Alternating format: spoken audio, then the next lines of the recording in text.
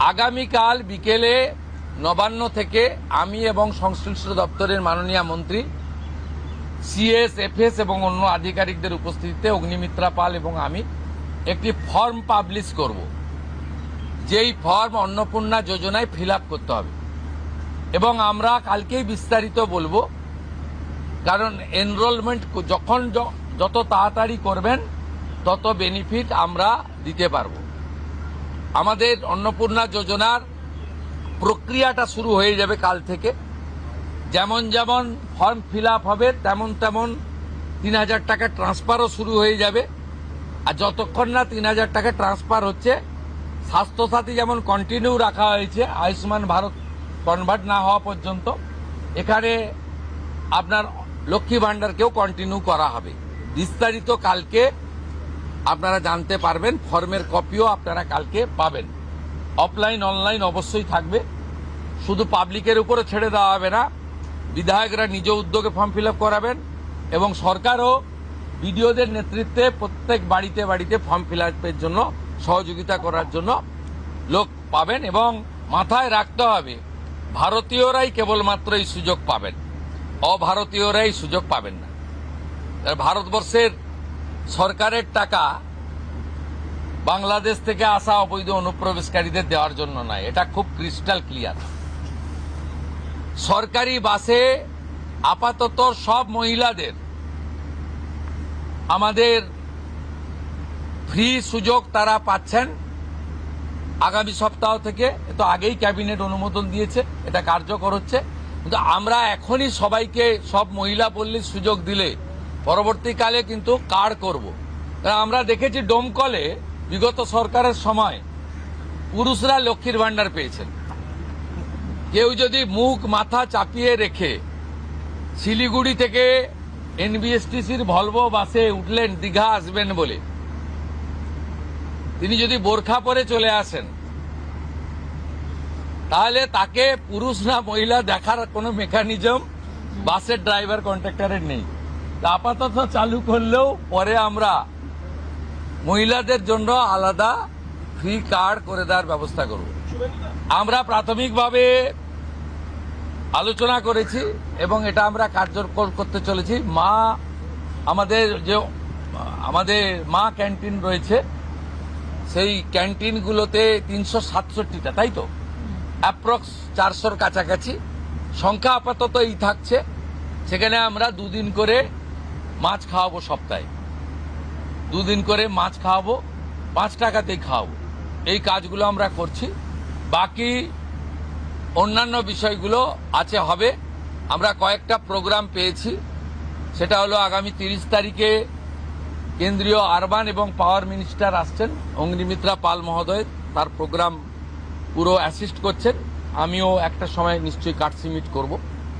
4 তারিখে shipping minister আসছেন, shipping related meeting হবে। 6 তারিখে মাননীয় রেলমন্ত্রী আসছেন। আর 8 তারিখে দিল্লিতে স্বাস্থ্য দপ্তরের সঙ্গে পশ্চিমবঙ্গ সরকার আয়ুষ্মান ভারতের এগ্রিমেন্ট করবেন।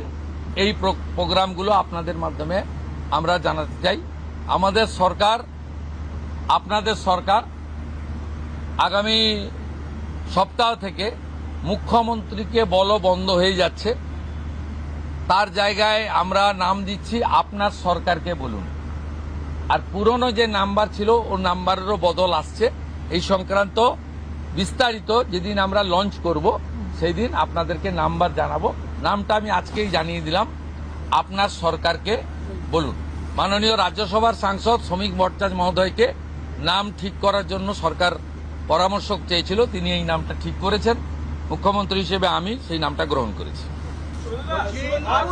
देखा जा रहा है बहुत सारे लोग जो है हाथीपुर बॉर्डर, बहुत सारे बॉर्डर पे जमा हो रहे हैं, वो बॉर्डर क्रॉस करना चाह रहे हैं। क्या ये जो ऑर्डर आपने किया था, स्टेट गवर्नमेंट ने किया था, होल्डिंग सेंटर हर एक डिस्ट्रिक्ट में होना चाहिए, उसके बाद डर के मारे जो है लोग बॉर्डर क्रॉस करना चाह रहे हैं? ये एग्जिस्टिंग फॉरेनर्स एक्ट है, कोई नया कानून नहीं है। और ये लोग चला जाना चाहिए। और उनका बांग्लादेशी जो नागरिक है उनका लेने का जिम्मेदार तो है उनका। तो जब हम लोग यहाँ से बोल रहा था तो अब वहाँ से उनका जो स्पोक्स पर्सन है, मैं देखा था सोशल मीडिया में और यूट्यूब में आया, जो उन्होंने बताया जो बांग्लादेशी है वो तो हम लोग ले लेगा। तो ये सब बांग्लादेशी है, इसको ले लेना चाहिए। लेकिन ये लोग को, पुलिस को हम लोग बता दिया जेल में भेजने का जरूरत नहीं है। देश के रुपया में खाना खाएगा, कपड़ा देगा, मेडिसिन देगा। एक दामाद है ये लोग।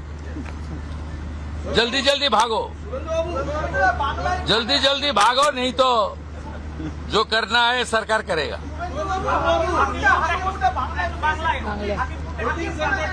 না না, আমি হাকিমপুর সম্পর্কে জানি না, আমি মিডিয়াতে দেখছিলাম, কিন্তু এটা নতুন কিছু নয়, প্রেজেন্ট অ্যাক্টই রয়েছে। এবং আমরা বলে দিয়েছি যে বাংলাদেশের অবৈধ অনুপ্রবেশকারী তাদেরকে কোর্টে পাঠানোর কোনো দরকার নেই, আইনে নেই। সরাসরি পুলিশ নেবে এবং বিএসএফ এর হাতে হ্যান্ডওভার করবে। বিএসএফ এর যা ভারত সরকার বাংলাদেশ সরকারের সঙ্গে আছে এগ্রিমেন্ট, ওতে বাংলাদেশি প্রুফ করে হ্যান্ডওভার করে দেবে। আমাদের জেলে 3 মাস 6 মাস 2 বছর রেখে আপনার চাল, আপনার ডাল, আপনার তেল, আপনার মাছ, আপনার ডিম, আপনার কাপড়, আপনার মেডিসিন ওদেরকে দেব কেন? এটা তো ভারতীয়দেরই ক্ষতি হচ্ছে, আমাদের রাজ্যেরই ক্ষতি হচ্ছে। সেই জন্য আইনটা এতদিন ছিল, ভোট ব্যাংকের স্বার্থে কেউ বা কারা ব্যবহার করেনি। আমরা ভোট ব্যাংকের বাইরে গিয়ে দেশের স্বার্থে, রাজ্যের স্বার্থে এই আইন কার্যকর করছি। আবেদন করেছেন যে যারা এতদিন অভিযুক্ত রয়েছেন তাদেরকে গ্রেফতার করার জন্য এসপির কাছে, পুনরায় কি তদন্ত শুরু করবেন? আমি আবেদন পাই, এসপির কাছে উনি আবেদন করেছেন। এসপি নিশ্চয়ই ডিজিকে পাঠাবেন, ডিজি আমার সঙ্গে পরামর্শ করবেন। আমি হোম মিনিস্টার হিসেবে নিশ্চয়ই, আমার তো আইনের শাসন প্রতিষ্ঠা করার জন্যই আমাকে আপনারা মুখ্যমন্ত্রী করেছেন। তা আইনের শাসনে তামান্নাও আইনের শাসন পাবেন। আমরা তো বলেছি শাসকের আইন চলবে না, আইনের শাসন চলবে। বিরোধী দলের আমরা তো বলেছি স্কুল, কলেজ, মন্দিরের 1 কিলোমিটারের মধ্যে মদের দোকান লাইসেন্স দেওয়া যাবে না।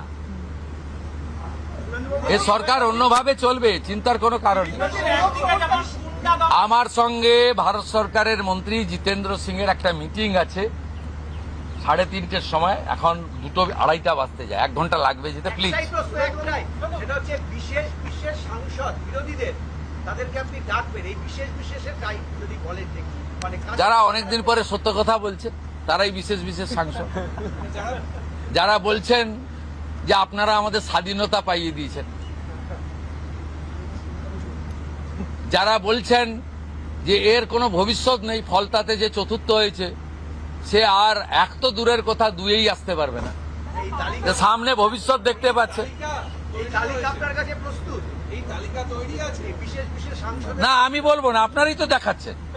আমি তো আপনাদের চ্যানেলেই দেখছিলাম বারাসাতের সাংসদ কি বলছেন। তারপরে সরকারকে বললাম যে উনাকে ডাকুন, উনি নিশ্চয়ই কোঅপারেশন করতে চান। উনি আজকে বক্তৃতা করলেন, কোঅপারেশন করলেন, যাওয়ার সময় হ্যান্ডশেক করলেন, বলে এই প্রথমবার একটা ভালো মিটিং হলো।